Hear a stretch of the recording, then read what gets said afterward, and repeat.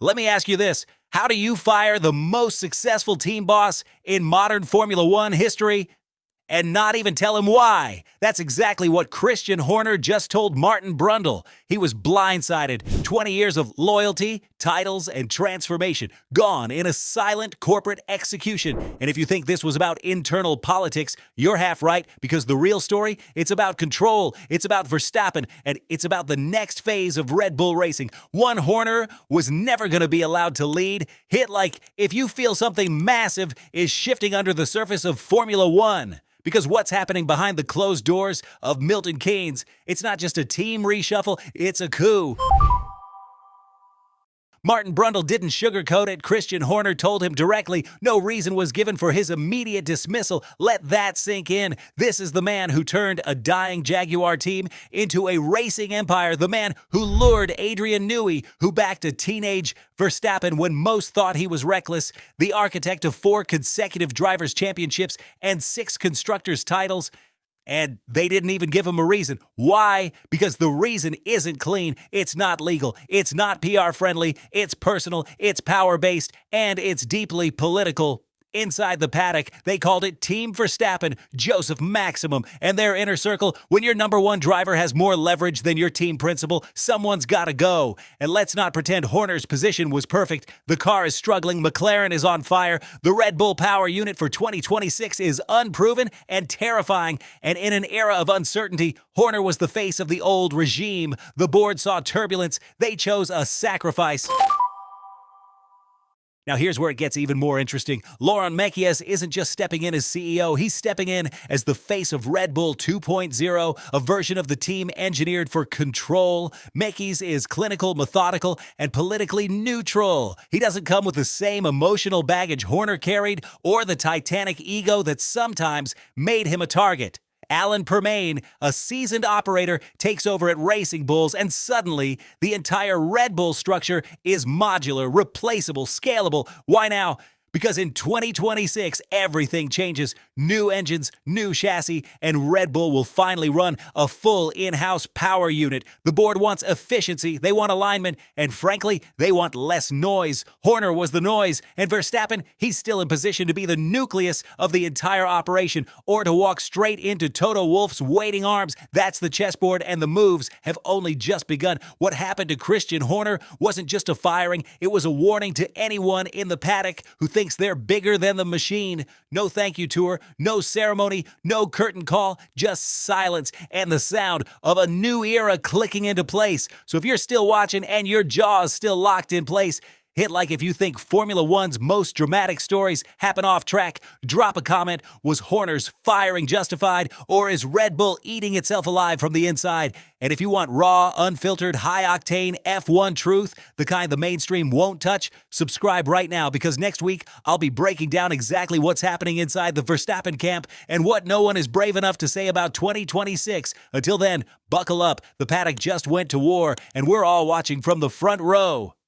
Max Verstappen isn't staying at Red Bull because of comfort, he's not staying because of loyalty, and he's definitely not staying because Christian Horner was just thrown out like yesterday's trash. He's staying, if he stays, because Red Bull is quietly becoming his team. The paddock noise, Mercedes this, Toto that, but what if the real story isn't whether Max leaves?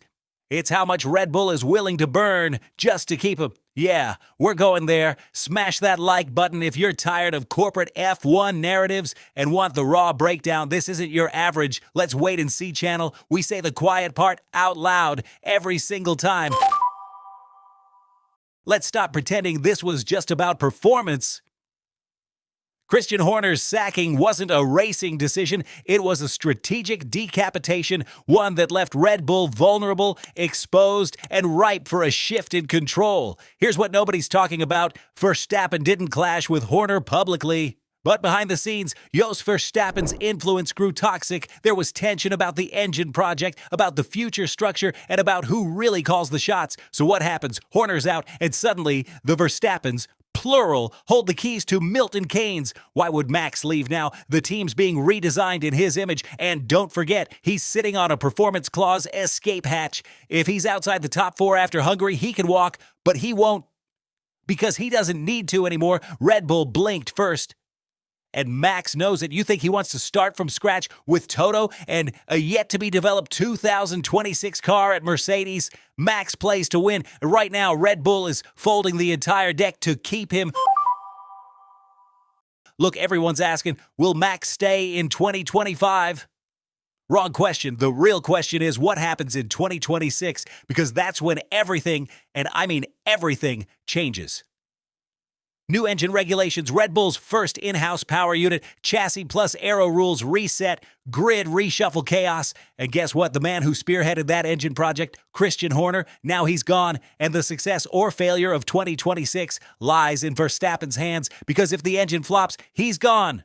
But if it flies, he becomes not just a driver, he becomes a dynasty. That's the game Max is playing. He's not switching teams, he's switching positions from driver to empire builder, and you'd better believe the Verstappens are already negotiating what control looks like post-2026. So let's cut through the noise. Horner's gone. Mercedes is tempting, but Verstappen, he's never been in a stronger position. This isn't about a seat, this is about a throne. So if you've made it this far, you're not just a fan, you're one of the few who actually gets it. Hit that like if you think Verstappen's playing chess while the rest of the grid plays slot cars. Drop a comment, stay or go. What should Max do? And hey, if you want more F1 breakdowns that don't treat you like a casual, subscribe, because next episode we're diving into the fallout at Racing Bulls and why Alan Permane is the real wild card in Red Bull's empire shakeup. Formula One isn't just about speed anymore, it's about power, and the game has only just begun.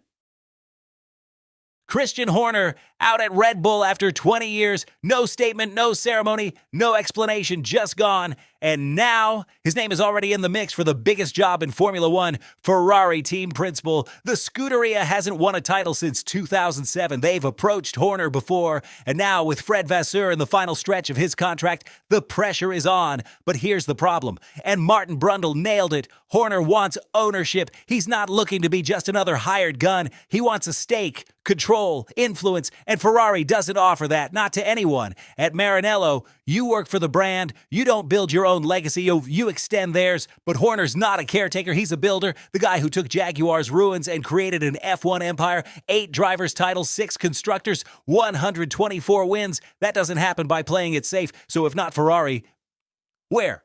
Karun Chandok says, keep your eyes on Alpine. And honestly, that makes a hell of a lot more sense. It's based in the UK. No need to uproot his family. No need to move across Europe. He stays in Motorsport Valley where he built Red Bull. They've already brought in Steve Nielsen, a trusted name. And in the shadows, Flavio Briatore, an old ally. You think that's a coincidence? Alpine isn't a powerhouse right now, but that's the point. Horner doesn't want to manage a finished product. He wants to build something again, his way, from the ground up. And let's be real, F1 is better when Horner's in the paddock.